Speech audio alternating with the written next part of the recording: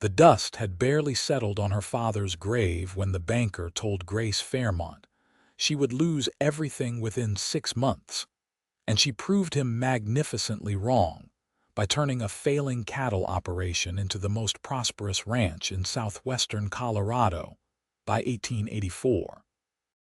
Grace stood in the cramped office of Telluride's only bank that scorching August morning, her black mourning dress already covered in trail dust from the long ride into town. She had buried her father 3 days prior, and the grief still sat heavy in her chest like a stone. But grief was a luxury she could not afford, not when vultures were already circling what remained of the Fairmont ranch. "Miss Fairmont, you must understand the position this puts the bank in," Edgar Thornton said from behind his massive oak desk, his fingers steepled as if he were delivering a sermon rather than a death sentence. "Your father's debts are considerable. The ranch has been operating at a loss for 2 years. Without a man to run the operation, well, I simply cannot justify extending the loan." Grace's jaw tightened.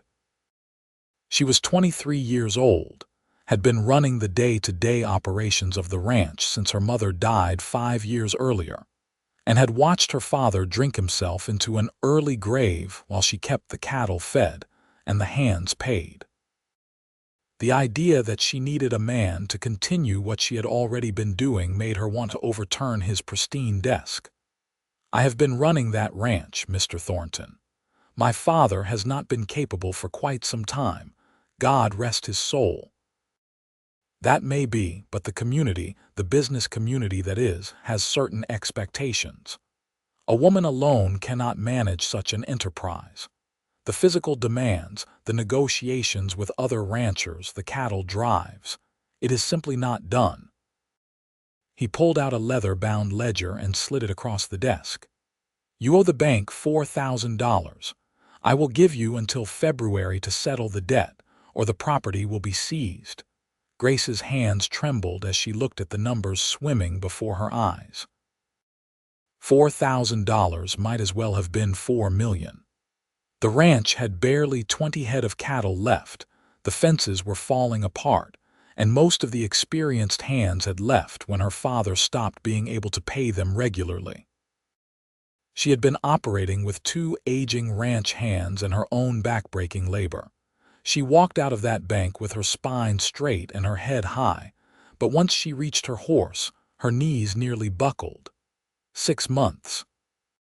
She had 6 months to save her family's legacy, or lose the land her grandfather had claimed in 1861, the land her father had fought to keep during the worst droughts and the hardest winters.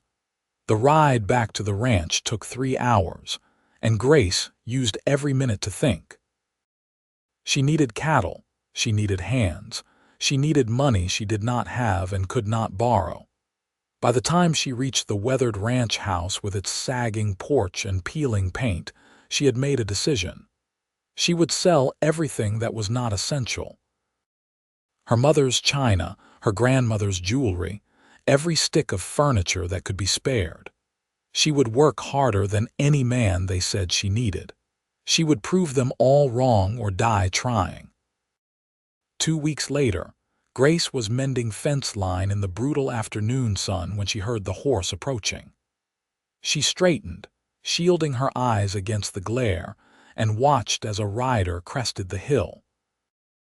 Even from a distance, she could tell he sat a horse well, moving with the easy grace of someone who had spent more of his life in the saddle than out of it. The man who rode up was perhaps 28 or 30, with sun-darkened skin and eyes the color of creek water. He wore dusty trail clothes and a hat that had seen better days, but his horse was well cared for, and his saddle, though worn, was quality leather. He touched the brim of his hat as he approached. "Madam, name is Ryder Ashford. I heard in town you might be looking for a hand." Grace wiped the sweat from her forehead with her sleeve, aware of how she must look, her split riding skirt dirty and her hands raw from the wire. "I am not sure who told you that. I cannot afford to hire anyone." Ryder swung down from his horse with an easy motion and walked closer, keeping a respectful distance. "I heard you lost your father. I am sorry for that. I also heard the bank is breathing down your neck and the other ranchers in the valley are betting on when you will fold. News travels fast." "Small town. I have been working the ranches up north, saved some money. I am looking for something different than just drawing wages." He gestured at the land spreading out before them, the valley rimmed with mountains still capped with snow even in August. "This is good land. With work, this could be something." "It could be," Grace agreed carefully. "But work requires workers, and workers require money I do not have." Ryder pulled off his hat and ran a hand through his dark hair. "What if I proposed a partnership? I have $800 saved. I know cattle, I know horses, and I know how to work. You have the land, and from what I hear, you know this operation inside and out. We pool our resources, build this place back up, and split the profits." Grace stared at him, certain she had misheard. "You want to invest $800 in a failing ranch run by a woman you met 5 minutes ago. I want to invest in good land and someone who has not quit despite having every reason to. That takes grit." He met her eyes directly. "I am not looking for charity, and I am not offering it. This would be a business arrangement. Equal partners. I work, you work. We both profit or we both fail." "Why?" Grace asked, because it made no sense. Men did not offer partnerships to women.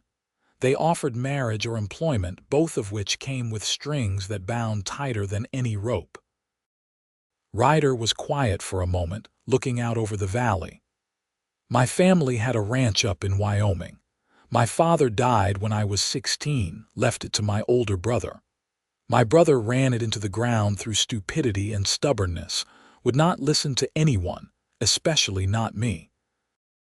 Lost everything 4 years ago. I have been working for other people's dreams since then, and I am tired of it. I want something that is mine, or partly mine. I saw your land when I rode through the valley, and I saw what it could be. Then I heard your story, and I figured maybe we could both use a partner who understands what it is like to watch something slip away." Grace studied him, this stranger who was offering her a lifeline when everyone else was waiting for her to drown. She thought about pride, about the whispers that would follow, about how people would say she could not do it alone. Then she thought about her grandfather breaking this land, about her mother planting roses by the porch that still bloomed every spring, about her father before the drink took him, riding the fence line with her perched in front of his saddle.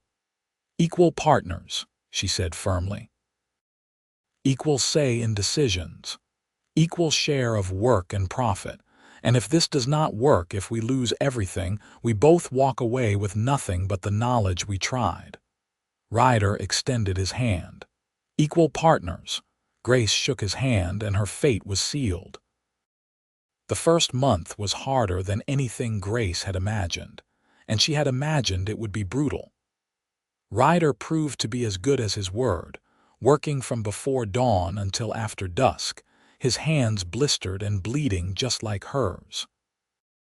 They fixed fences, repaired the barn roof before winter could finish destroying it, and spent Ryder's precious savings with the care of people measuring out gold dust. They bought 10 head of young cattle at auction, choosing quality over quantity. They purchased seed for winter hay. They replaced tools that had broken and could not be mended anymore. Every dollar was accounted for, every expense debated and justified. The 2 aging ranch hands who had stayed, Cookie and Ned, were skeptical at first about Ryder, then skeptical about the partnership. But they warmed up when they saw the work ethic and the way the ranch slowly started to come back to life. Cookie, who was approaching 60 and had been with Grace's father for 20 years, appointed himself the voice of propriety. "People are going to talk," he said one evening as they all sat around the kitchen table going over the books. Young woman and a young man running a ranch together, not married, not even related. Let them talk, Grace said firmly. We have work to do. But Cookie's words stuck with her as she lay in bed that night in the small ranch house. Ryder had taken up residence in the bunkhouse with Cookie and Ned, maintaining absolute propriety, but she knew how it looked. She knew what people in town were saying, could see it in the way the church ladies pursed their lips when she went to Sunday services. She did not care what they thought about her, she told herself. But she cared about the ranch, and she cared that their gossip could hurt their ability to do business. A woman alone was scandalous enough. A woman living in close quarters with an unrelated man was enough to make even potential buyers think twice about doing business with them. Ryder never gave her reason for concern. He was unfailingly respectful, professional, and focused on the work. If anything, he treated her more like a fellow soldier in a campaign than a woman. There were no lingering glances, no inappropriate comments, no assumptions that her gender made her less capable. When she suggested a better way to handle the cattle, he listened. When he proposed a new irrigation system for the hay fields, she studied his plans and offered improvements. They worked well together, she realized. Better than she had worked with anyone, even her father in his best days. Ryder had an instinct for the land and the animals, could read weather in the sky and knew when to push and when to wait. Grace had the knowledge of this specific valley, the relationships with the few neighbors who did not think she should pack up and leave, and a head for numbers that kept their expenses in line. By October, they had increased the herd to 30 head, the barn was weather-tight, and they had enough hay stored to get through winter. It was not prosperity, but it was progress. Grace allowed herself to hope, just a little, that maybe they could pull this off. Then the first snow came early, a vicious storm that roared down from the mountains and dumped 3 feet of snow in 2 days. They lost 2 head of cattle, young ones who could not weather the cold. Grace found them frozen in a gully and had to fight back tears of frustration and grief. Every animal lost was money they could not afford to lose, a setback that felt insurmountable. Ryder found her standing over the dead cattle, snow falling heavy around her, and he did not say anything at first. He just stood beside her, solid and present. "We cannot afford this," Grace said finally, her voice rough. "No, we cannot, but we will survive it." He touched her shoulder briefly, a gesture of comfort that was over almost before it began. "We move the rest of the herd closer to the barn, we ration the hay more carefully, and we make it through winter. Spring always comes, Grace." She looked at him then, really looked at him. There was snow in his dark hair and his face was red from the cold, but his eyes were steady. He believed what he was saying. This man who had invested everything he had in a failing ranch with a woman he barely knew, he still believed. "Spring always comes," she repeated, and she tried to believe it too. Winter was long and hard. They took turns checking the cattle through the night when the temperature dropped dangerously low. They burned through firewood faster than anticipated and had to cut more from the woodlot, exhausting work in the deep snow. Supplies ran low, money ran lower, and there were days when Grace wondered if they would both starve before spring proved Ryder right. But there were good moments too. Evenings around the kitchen table with Cookie's surprisingly good stew, playing cards and telling stories. Ryder talked about growing up in Wyoming, about his mother who had been a school teacher, about the brother who had broken his heart by destroying their family legacy. Grace talked about her mother, about learning to ride before she could walk, about the year the wildflowers had bloomed so thick in the valley it looked like a painted canvas. She learned that Ryder read poetry, that he had a battered copy of Walt Whitman in his saddlebag, and sometimes read aloud in the evenings. She learned that he was patient with animals in a way that some men never were, gentle with the horses and observant with the cattle. She learned that he sang while he worked, old trail songs and hymns, and that his voice was surprisingly good. Ryder learned that Grace was tougher than most men he had known, that she never complained about the work or the cold or the endless strain. He learned that she had a gift for understanding the land, for knowing where water would be found or which pasture would be richest. He learned that she blamed herself for not being able to save her father, carried that guilt like a weight she could not set down.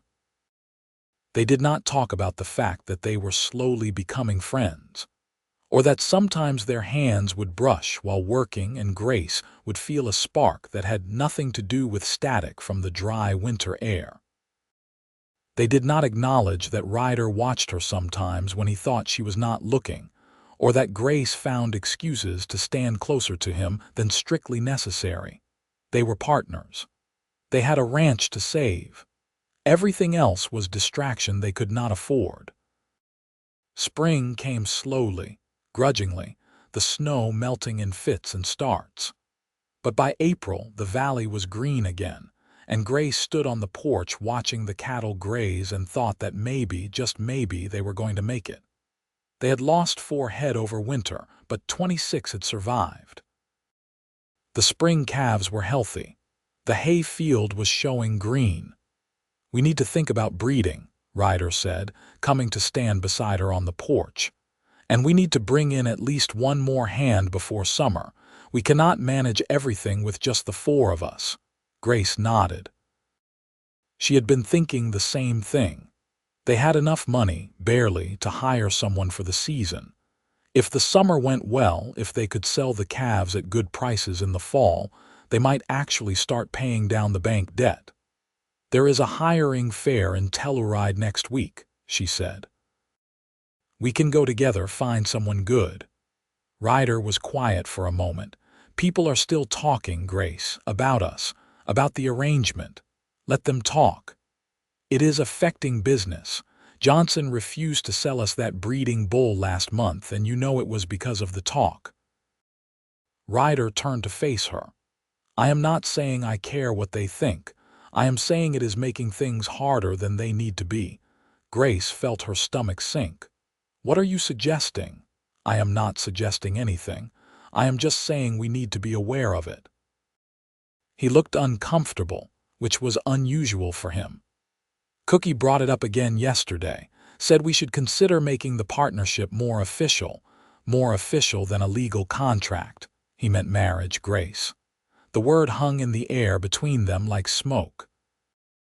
Grace felt her heart start to race, though whether from anger or something else she could not say.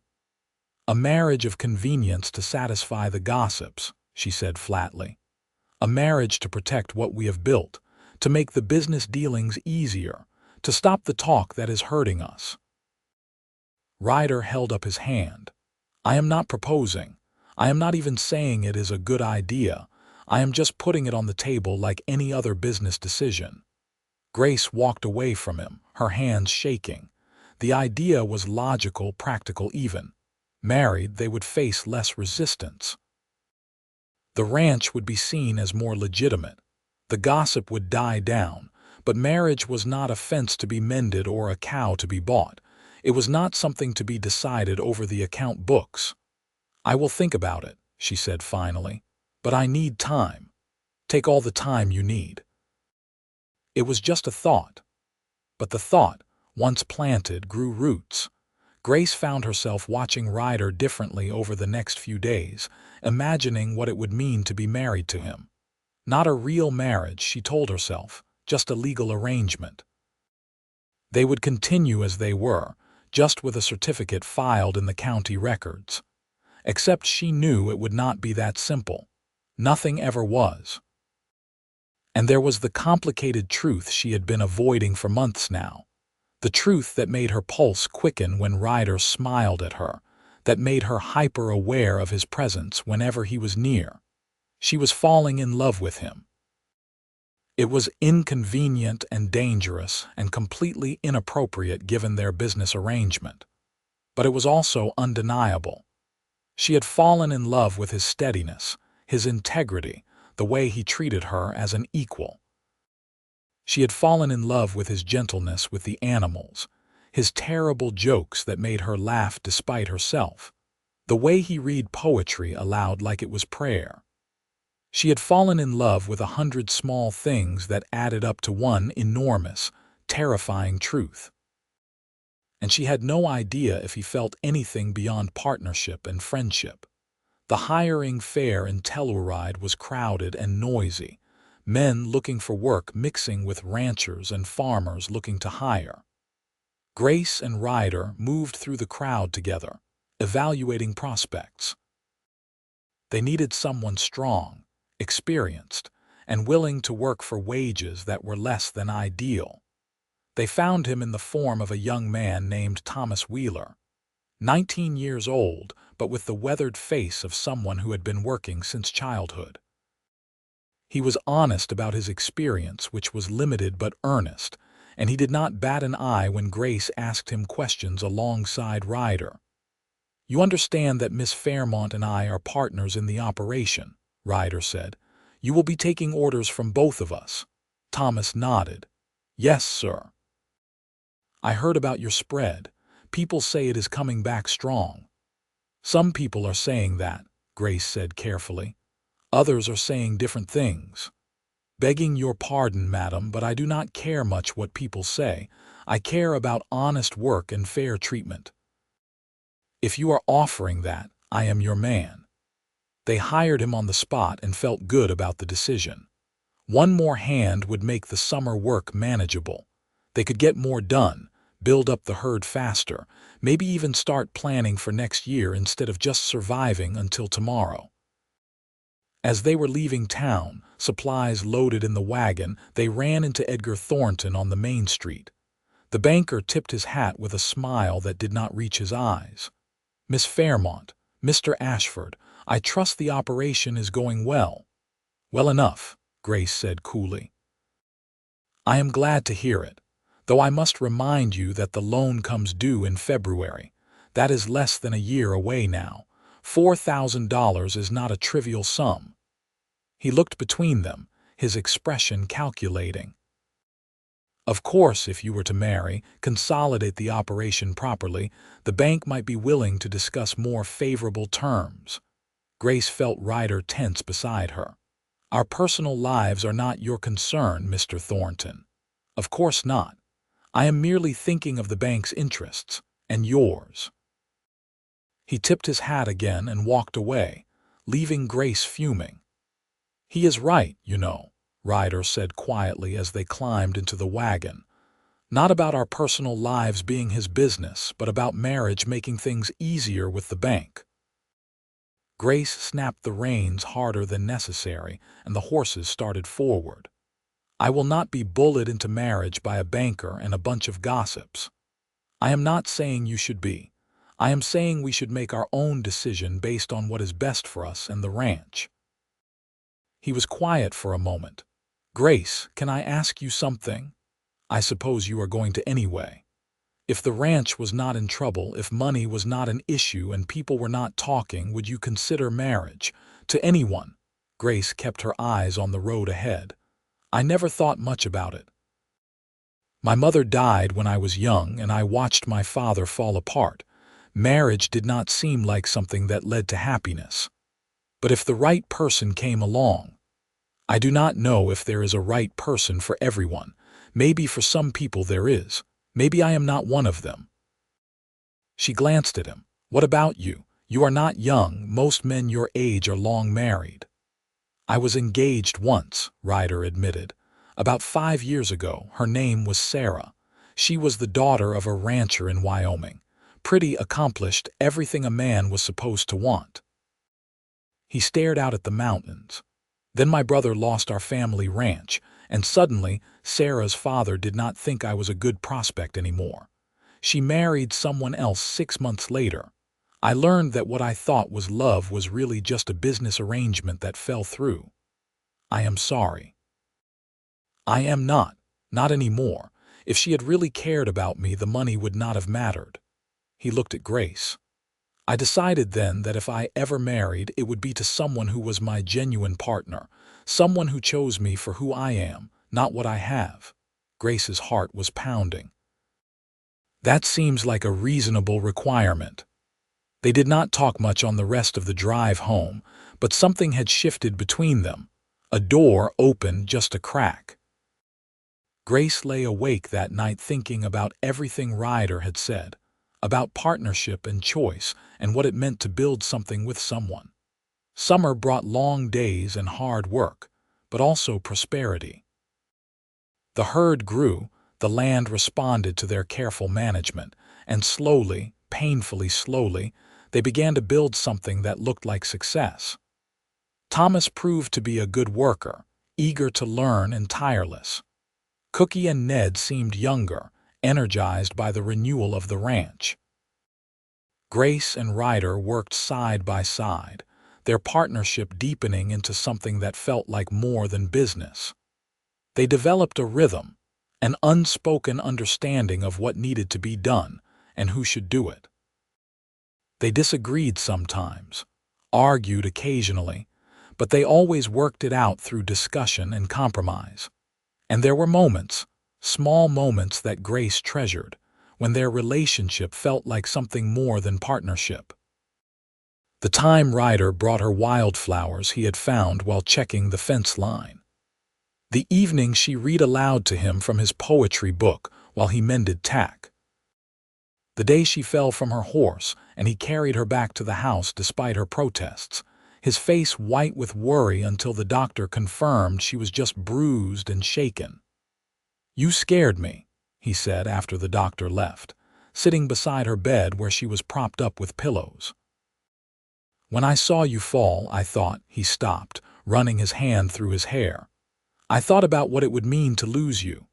You would have full ownership of the ranch," Grace said, trying to lighten the moment even though her heart was racing. Damn the ranch. "I was not thinking about the ranch." He looked at her, and there was something raw in his expression. "I was thinking about you, Grace, about losing you. And I realized that somewhere along the way this stopped being just about business for me." Grace forgot how to breathe. "Ryder, you do not have to say anything.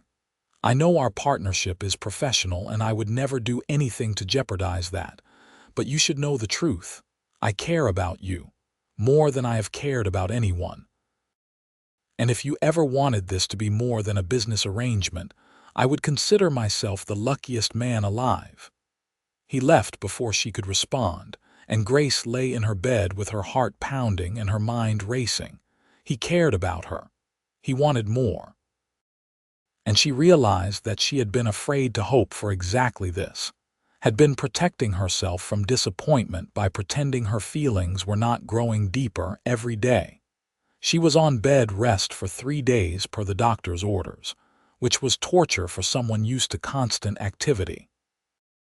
Ryder checked on her regularly, bringing her meals and reports on the ranch work, but the easy comfort between them was gone, replaced by a tension that was not entirely uncomfortable.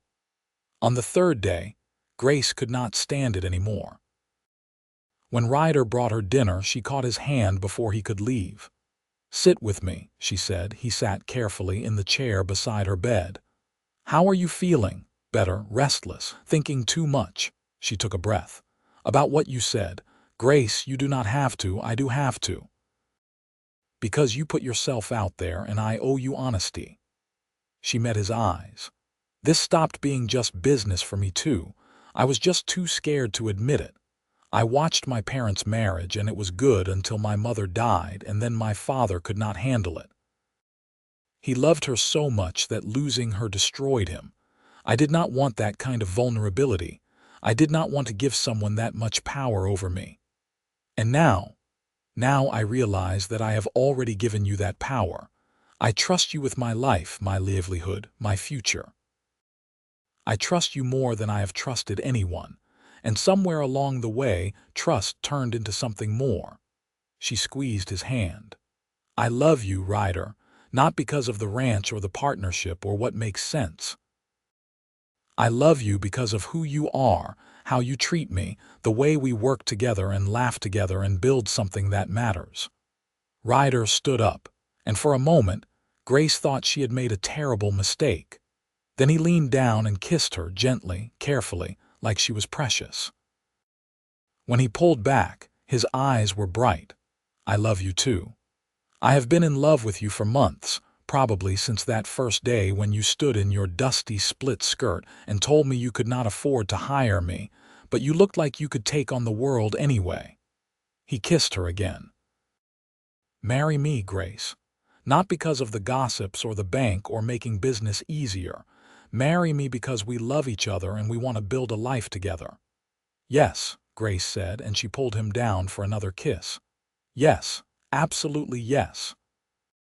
They were married 3 weeks later in a simple ceremony at the small church in Telluride. Grace wore her mother's wedding dress, carefully preserved and let out slightly to fit her frame. Ryder wore a new suit that made him look uncomfortable but devastatingly handsome. Cookie cried. Ned pretended he had something in his eye, and Thomas looked pleased to have been included in the celebration. The church ladies who had been so quick to gossip were mollified, at least somewhat. Some still sniffed about the unconventional partnership turning into marriage, but Grace found she did not care anymore. Let them talk. She had everything she wanted. The wedding night was tender and sweet, both of them nervous despite their months of closeness. They moved into the main ranch house together, Ryder bringing his few possessions from the bunkhouse. It felt right, Grace thought, having him there. It felt like the house was finally a home again.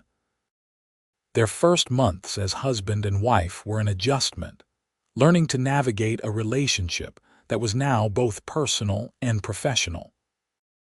There were awkward moments and misunderstandings, times when Grace had to remind herself that Ryder was not trying to take control. He was trying to be a partner. Times when Ryder had to remember that Grace had been running things herself for years and did not need protecting. But they learned. They talked things through, sometimes argued things through, and always came out stronger on the other side. The ranch continued to prosper under their combined management. By fall, they had 50 head of cattle, and they sold the season's calves for prices that made Grace want to weep with relief. When they visited Edgar Thornton's office in November, Grace took great pleasure in laying out their payment plan. They would have the full $4,000 paid off by the February deadline, with money to spare. Thornton looked at the figures with obvious surprise.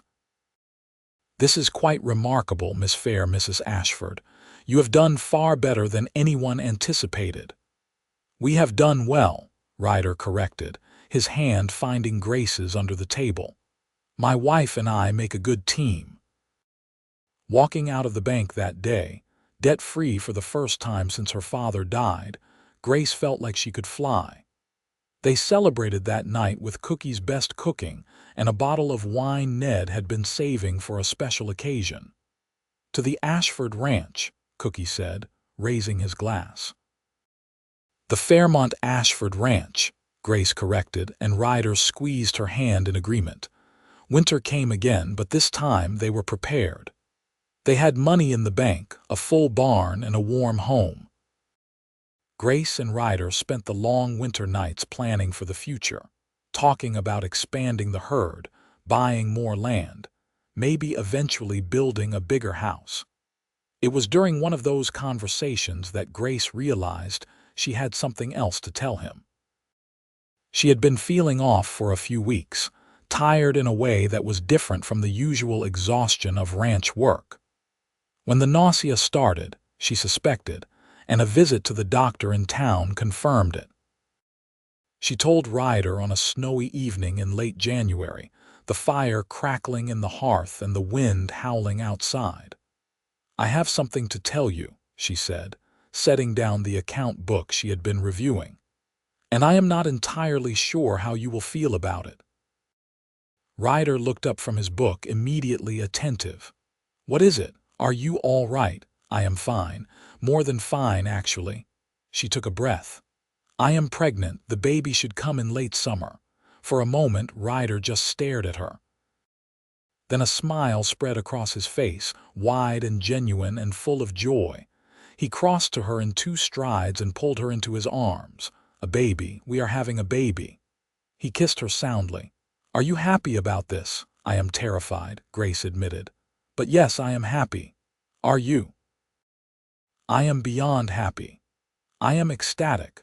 I am going to be a father."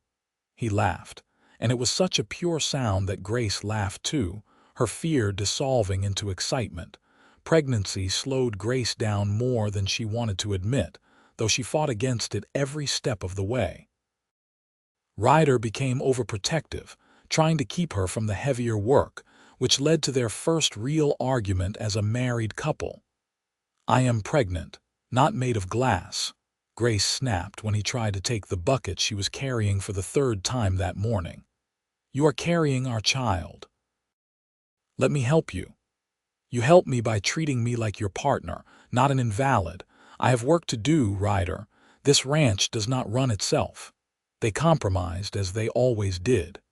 Grace scaled back on the most strenuous tasks but continued to work alongside the men. They hired 2 more hands for the busy spring season, men who had heard that the Ashford ranch was well run and looking to expand. The ranch was becoming known in the valley. Other ranchers, even those who had been skeptical about a woman being part owner, were starting to take notice of their success. Some even came to Grace with questions about herd management or land use, which gave her deep satisfaction. In June, a rancher from 2 valleys over came to visit, a man named Samuel Richards who owned one of the largest operations in the region. He was in his 50s, weathered and shrewd, and he did not waste time on pleasantries. "I want to know how you 2 did it," he said bluntly, standing in their newly expanded barn. "Everyone said your place was finished. Now you have got one of the best small operations in Colorado. What is your secret?" Grace and Ryder exchanged a glance. "Hard work," Grace said. "Partnership," Ryder added. "We both pull our weight, we both make decisions, we use each other's strengths." Richards grunted. "People said a woman could not run a ranch. Guess you proved them wrong." "I have been proving people wrong my whole life," Grace said. "It gets easier with practice." Richards actually cracked a smile at that. "I have a proposition. I am looking to expand my breeding program. I want to buy some of your heifers, the ones with the best lines, and I want you to consult on improving my herd management. I will pay consulting fees, of course." It was the first of many such offers. As word spread about the Ashford ranch's success, other ranchers came calling. Grace found herself in the unusual position of being sought after for her expertise, a woman advising men who would have laughed her out of their offices 2 years earlier. The irony was not lost on her, and she enjoyed every moment of it. The baby came on a hot August evening after a labor that lasted most of the day. Ryder paced holes in the porch while the doctor and a midwife from town attended Grace. Cookie and Ned tried to distract him with dinner, but he could not eat, could barely think, until he heard the sharp cry of a newborn. The midwife came out smiling. "You have a son, Mr. Ashford, a healthy boy, and your wife is tired but well."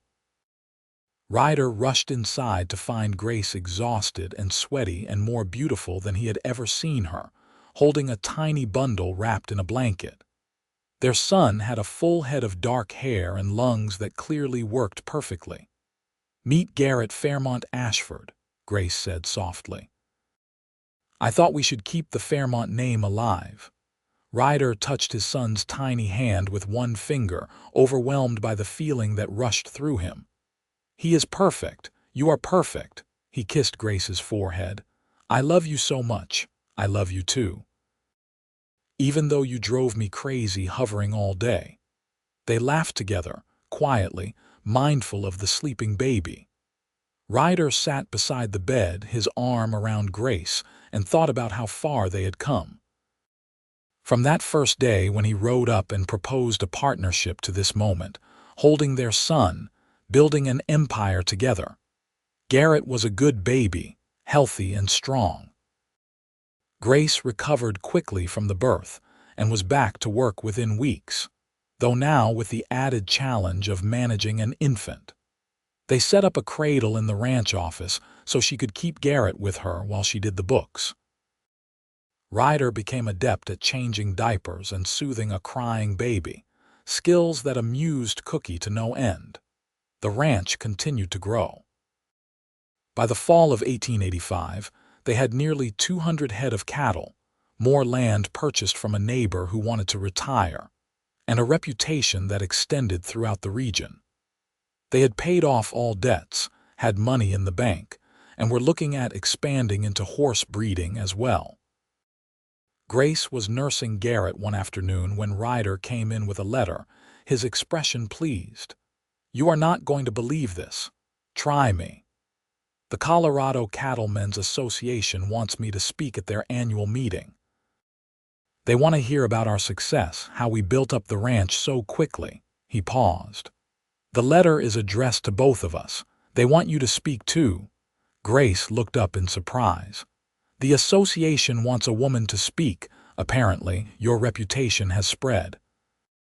They are calling you the most successful female rancher in the territory." He grinned. "What do you say? Want to go tell a room full of old cattlemen how we did what they said was impossible?" "Absolutely." The speech in Denver that winter was nerve-wracking and exhilarating. Grace stood before a room of weathered ranchers and businessmen and told their story, the struggles and the triumphs, the partnership that made it all possible. Some men in the audience looked skeptical, others interested, but all of them listened. When she finished, there was a moment of silence and then applause. Real, genuine applause. Afterward, several ranchers approached with questions, and two women who had inherited ranches from deceased husbands thanked her for proving it could be done. "You gave me hope," one woman said, tears in her eyes. "I thought I would lose everything.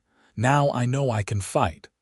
That night in their hotel room, Grace fed Garrett while Ryder packed for the trip home. "Did you ever imagine it would turn out like this?" she asked. "Which part? The successful ranch, the marriage, or the son who is currently trying to eat your finger?" Grace laughed. "All of it. Everything." Ryder sat beside her on the bed, wrapping his arm around them both.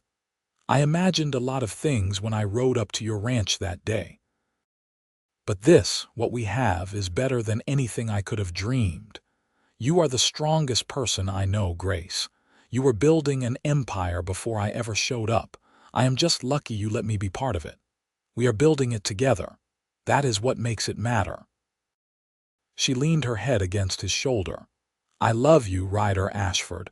Thank you for taking a chance on a woman everyone said would fail. Thank you for taking a chance on a drifter with $800 and a dream." He kissed the top of her head. "We make a good team, the best team." The years that followed were full and rich. They expanded the ranch further, became one of the most prosperous operations in Colorado. Garrett grew into a bright, energetic boy who loved the ranch as much as his parents did. When he was 3, Grace had another baby, a daughter they named Clara Rose after both grandmothers. 2 years later came another son, William. The ranch house was expanded twice to accommodate their growing family. The barn was rebuilt, bigger and better. They purchased prize breeding stock and became known for the quality of their cattle.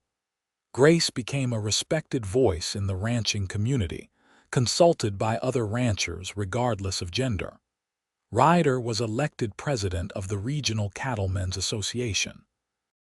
But the best moments were not the public successes or the financial triumphs. The best moments were quiet evenings on the porch, watching their children play in the yard while the sun set over the mountains. Mornings riding out together to check the herd, working side by side as they always had.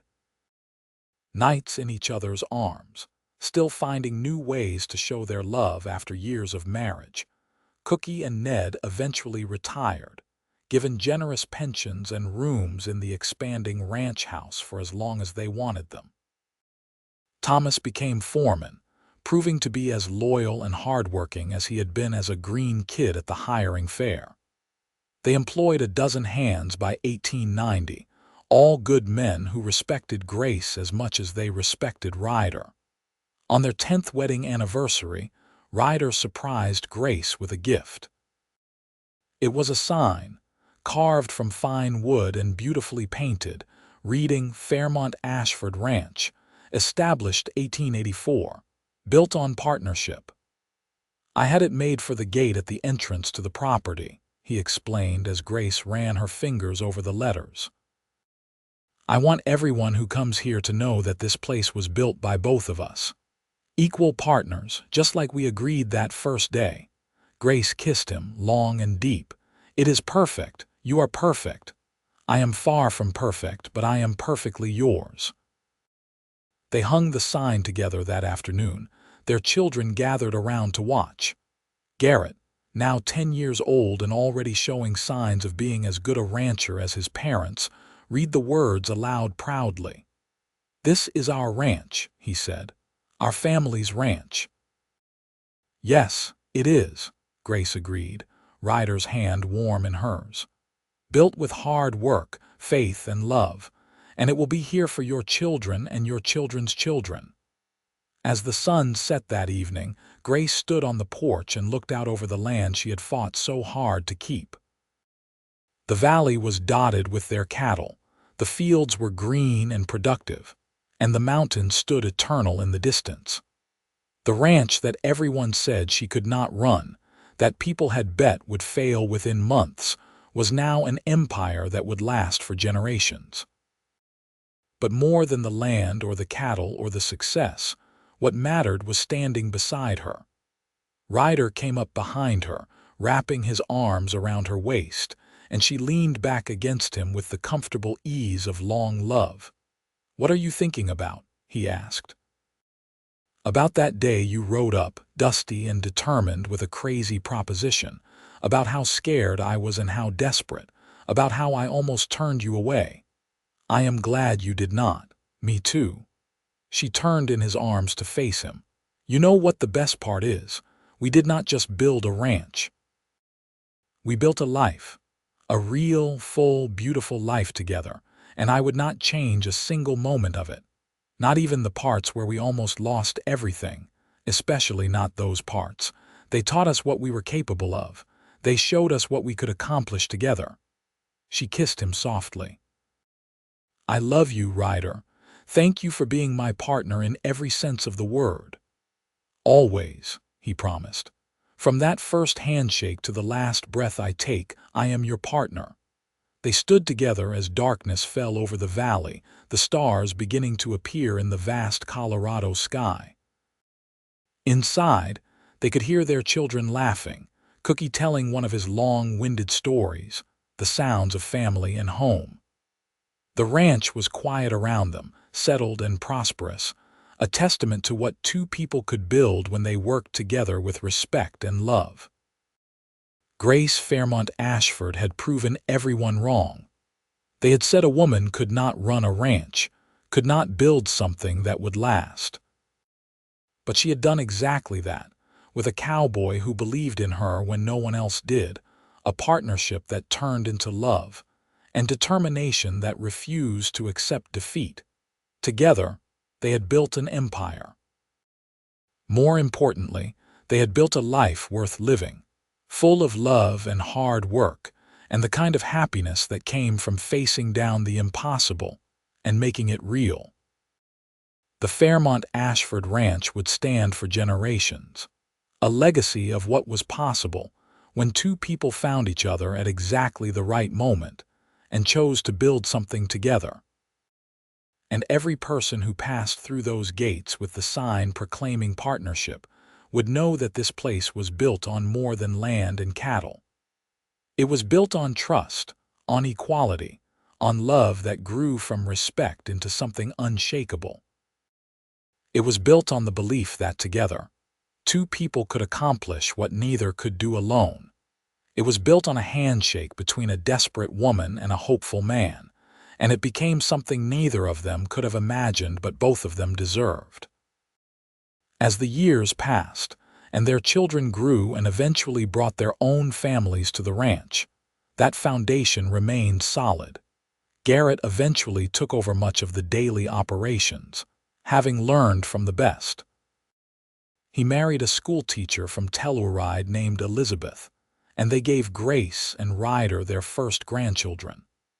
Clara became a veterinarian, one of the first women in Colorado to do so, and brought her expertise back to the ranch.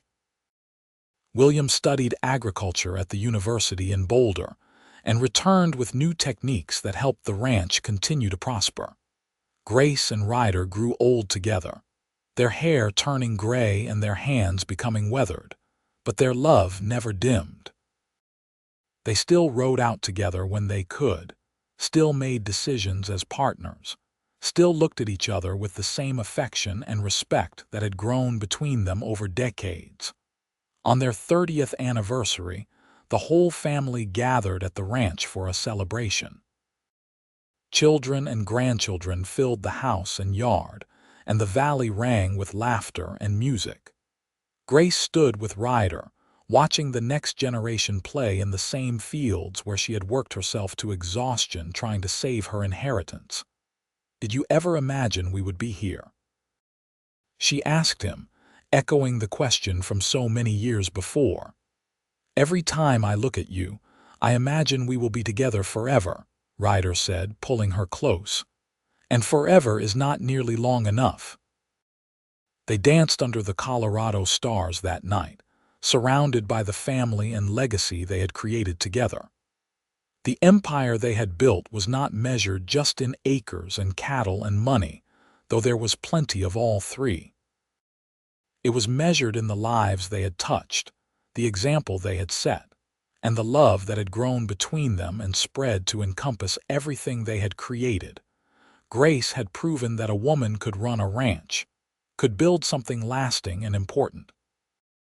But more than that, she had proven that partnership, real partnership based on equality and respect, could create something more powerful than either person alone.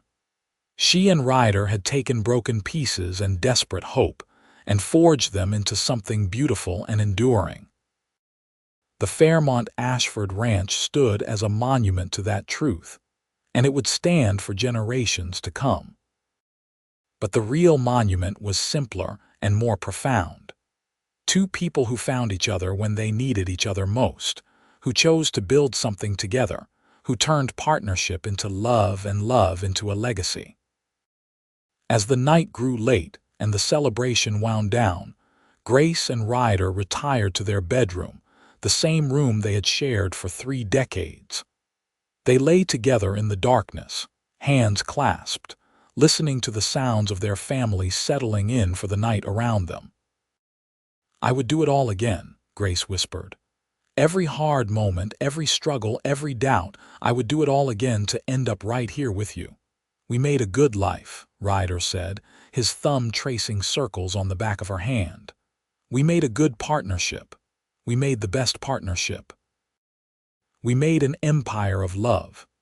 And that, Grace thought as she drifted off to sleep safe in her husband's arms, was the truest measure of success. Not the land or the money or the reputation, though all of that mattered. The true success was this: finding someone who saw you as an equal, who stood beside you through every storm, who loved you not despite your strength but because of it. The cowboy who had partnered with her when everyone said she would fail had given her more than help with the ranch. He had given her partnership, respect, love, and a legacy that would outlast them both. Together, they had proven wrong everyone who had doubted.